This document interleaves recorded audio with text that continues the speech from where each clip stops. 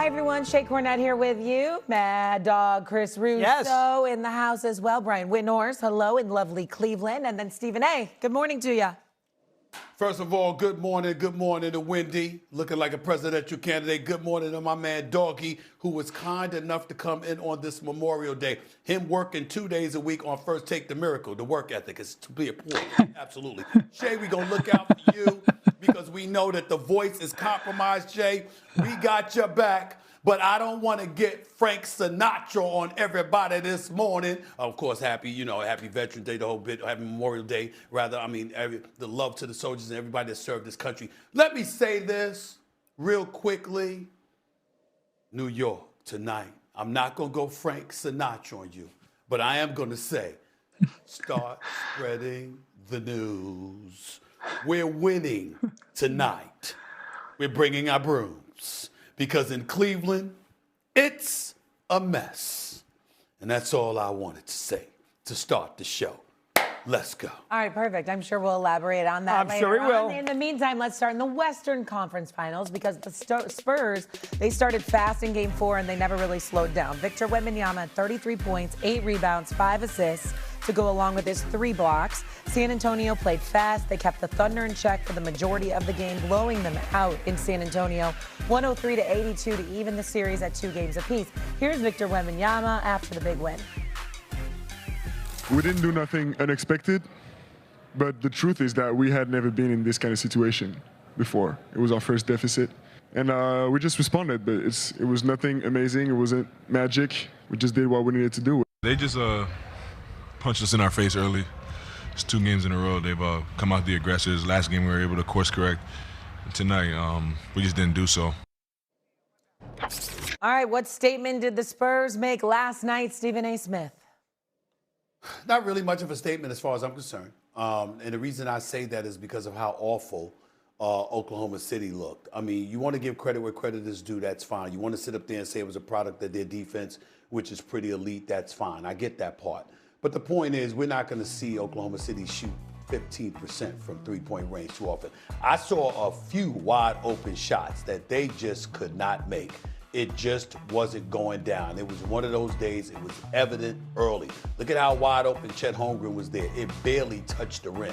It was as if they had no legs whatsoever. Stephon Castle was a pest, no doubt about that, and you can point to the defense that he played on Shai Gilgeous-Alexander, but we all know what this brother can do. The reality of the situation is that when you look at San Antonio, it was a must-win situation. It was a form of desperation. They knew there was no way in hell they could go down 3-1, and they came out and played like that. Oklahoma City, from start to finish, played like a team that came and handled their business in Game 3. We did what we came to do, which was reclaim home court advantage. A statement game could potentially be Game 5, but when I looked at Game 4, the fact that OKC had won Game 3, they played devoid of any kind of urgency whatsoever from start to finish. And that's why I didn't walk away feeling that way about this. Now, I agree with you 100%, Steve. 6 for 33 from 3. They're going to do better than that in Game 4. Unless you buy the idea that San Antonio blowing that 15-0 lead early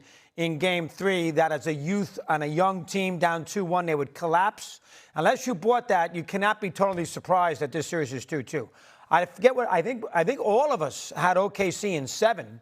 So if you had OKC in 7, the Spurs were going to have to win Game 4 because they were losing 3-1. They're not going to get to a 7th game. So to me, I'm not that surprised either. The one thing I would say, I'd be a little worried right now about OKC's injuries. They got to have 2 of these. I mean, they're losing 2 guys here. Sooner or later, Williams is going to have to play a game and play more than 7 minutes. I mean, sooner or later, A.J. Mitchell's out.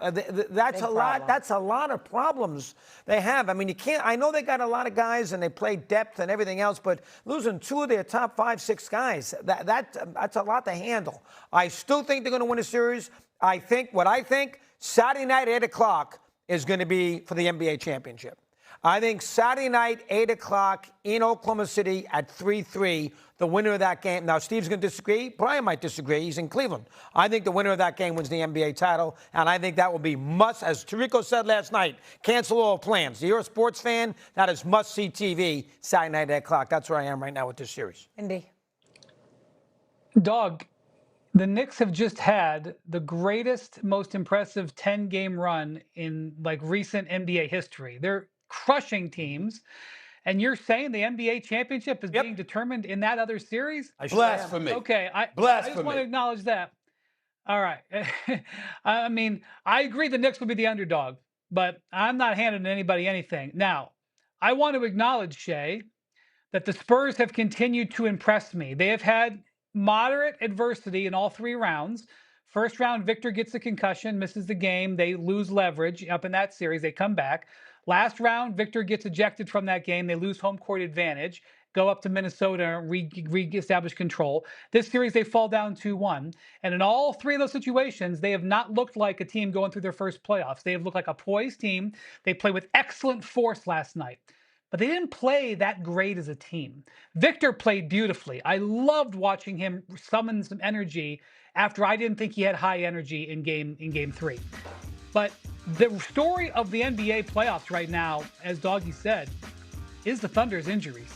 Because while the Thunder have incredible depth, and while they have shown depth, the one spot where they're vulnerable is in that offensive ball handling creation role. That is where they're a little bit soft, and that is where these injuries have hit them. They were terrible on offense last night. And if you look at the regular season, when both A.J. Mitchell and Jalen Williams didn't play, that's when they were weak. They overcame one of them being out. They played 21 games without both of them this season. They're 11-10 in those games. Now, you could throw a handful of asterisks on there because there were some games where they were resting their front line. There was a couple of those games in there where Shea was also out. But bottom line, when they are missing 2 of their 3 offensive creators, their offense ain't the same. Combined with the fact that the Spurs made an adjustment last night. One of the most important statistics I want to point out from last night, Shea, is what happened to Alex Caruso. Alex Caruso didn't have a bad shooting night. He had a no shooting night. He took 1 shot. This guy has been shooting 60% in this series from 3. They took the basketball out of his hands because instead of guarding the interior and having Wembanyama stay in the paint and ignore Caruso, they switched it up and had more conventional defense and stuck to the shooters. So that transition plus the weaker offensive creation, I think puts the Thunder in a danger zone right now. Well, they're clearly in a danger zone because they're going up against a San Antonio Spurs team that's really, really good. There's no question about that. I've often wondered why Wembanyama hasn't been put at the 3. Forget him at the 5, Wendy. How about putting him at the 3 and putting another big body up in there to absorb some of the physicality so he could be out on the perimeter doing his thing, or when he's in the interior, he can pick and choose when he picks his spots and go from there. I just think that you do that because he's a slim, slighter frame, and you got to think along those lines. But there's no question that San Antonio could win this series. This is a pick-em series, particularly at this point due to the bevy of injuries. But I also think about the fact that San Antonio, we looked at Stephon Castle, as much of a rough rider as he is, and he's a tough one right there. That brother's special, and I like him a lot. But he had 20 turnovers in the first 2 games. De'Aaron Fox comes back for game 3, okay? Dylan Harper came back for game 3, and you still beat him. So that shows you what Oklahoma City is capable of. And I know that the urgency of the moment, game 5, it's everything. There's no question about that.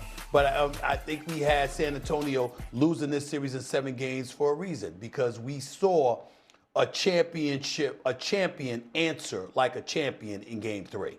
That's what we saw. And now you've got another moment, key moment for them, because it's game 5 for that series. Because it's going to be real interesting to see what happens. But I don't place much emphasis on yesterday. San Antonio had a 16-0 run in the first quarter and never looked back. OKC didn't come to play because they came to play in game 3 and they said we handled our business. And I keep leaning on what I experienced last year, Doggy and Wendy, from the standpoint that we're covering the NBA, the Western Conference Finals. And I believe it was game 3. Minnesota won by like 40. They were up like 44 or whatever. And Shea Gilgeous-Alexander, Shea Butter, walked to the sidelines laughing, looking at the crowd in Minnesota, laughing. Like, okay, we'll see y'all. We'll see you next game. There was not a concern at all because they knew what they were capable of. If I had not seen that at all in this series, I would be worried. But I saw it in game 3. I saw them do that in Game 3. And if they did it once, they can do it again. They can be beat, no doubt, but there's a reason they're the champions, because they know how to respond like champions when called upon to do so. Okay, they'll have